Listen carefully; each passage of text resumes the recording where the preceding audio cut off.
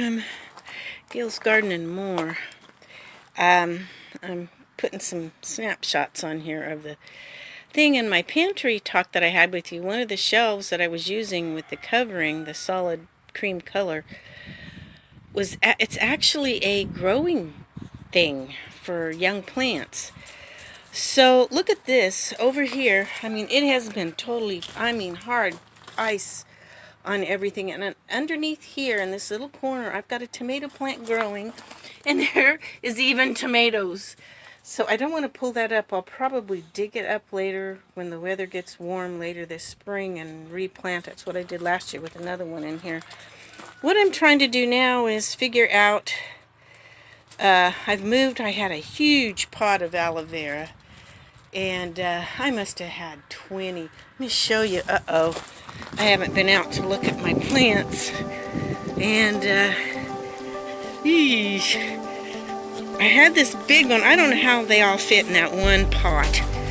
But I've had this aloe vera since I first got back to California in 2014. It's okay. The tips are a little bit frozen, but not too bad. I've got plants, I don't know if you can see them, a few planted along here, but mainly, let me show you, bear with me, got projects and things and blocks of wood. I know it doesn't look the greatest, but you know, I can only do so much. Here you can see several of them. These are all different babies that were in that pot, believe it or not. And then down here, I'm hoping the horses won't eat these because they got all those pricklies on them.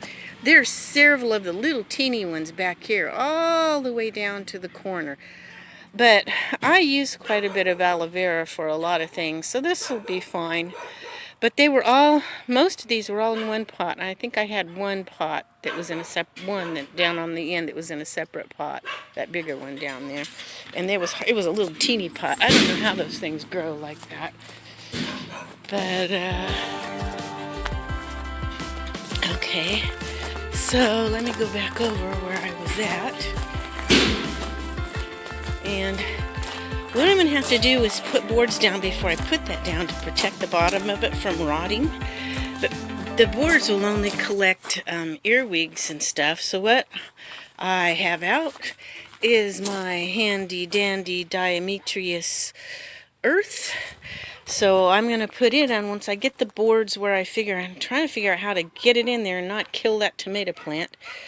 But once I figure out how I want the boards, I'll put the diametrious earth down first and then put the boards, and maybe sprinkle a little more on top of the boards, and then bring my little, I don't even know what you call that thing, but it's got a removable cover, so, and the front goes down when it gets really cold at night. I can just drop the top.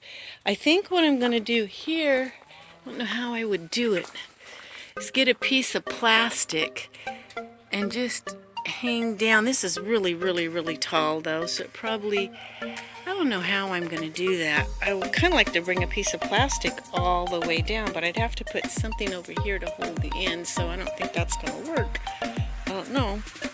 I might lay some plastic over the top of the outside of the cover. It won't get quite as much air, but during this rainy season I don't want to I don't want to do too much.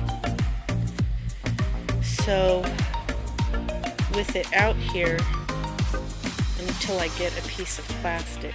I'm sorry, I've got a lot of things going through my mind right now, trying to get it all together. Just wanted to share some of this, of what I'm doing with you all. I'll show you more later.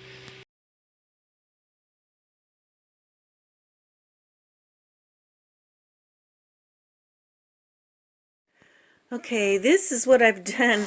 That shelf that I took outside, which is really a growing rack, I had nowhere to put a lot of my stuff, so I had this extra shelves in the bedroom, and I have a thing that hangs down the top, but I just flipped it up so I could show you where I put some of my stuff until I can get some shelves put back in my pantry to get started back again. I moved some stuff in other places, and I put some stuff in here.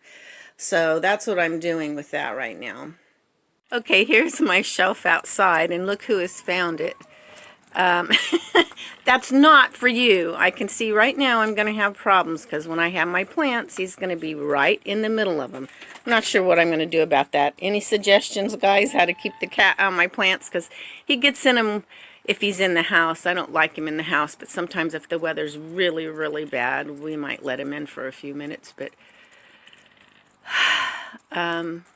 yeah. Okay. So now I've been working on my trays, getting them all together. I'll show you what I've got going with that. Okay, I'm in my garden. I pulled out a bunch of my trays. I got to start bringing some of my, if you didn't watch my other video, I'm putting leftover stuff from my juicing and stuff in there, and then I put leaves on top of it, and then I'll put dirt, and I'll use these to plant in. I got my trays and I've been fitting the different sizes of containers in it, like this one takes those big square ones. And then I've found the trays there and put those little ones in it. So I'm getting prepared. It's rainy, rainy, rainy today. It's just kind of misty, light rain right now. My chickens are out. Of course, the duck, he don't care if it's raining or not. He likes anything wet. Huh, duck, duck? Huh, duck, duck? My chickens are kind of noisy. I'm wondering if they're starting to think about laying again. I have Petrie, my young Buff Orpington, my granddaughter. Why she named her Petrie, I don't know, but that's kind of a different name, so... she's laying. She's the only one laying right now. My Della over there, my little Delaware, laid one little tiny beginning egg, and I haven't seen one since, and that was probably 3 weeks ago. So she's just a baby. That was her first egg. I don't know why. It's kind of cold, so. But yeah, that's what's going on here right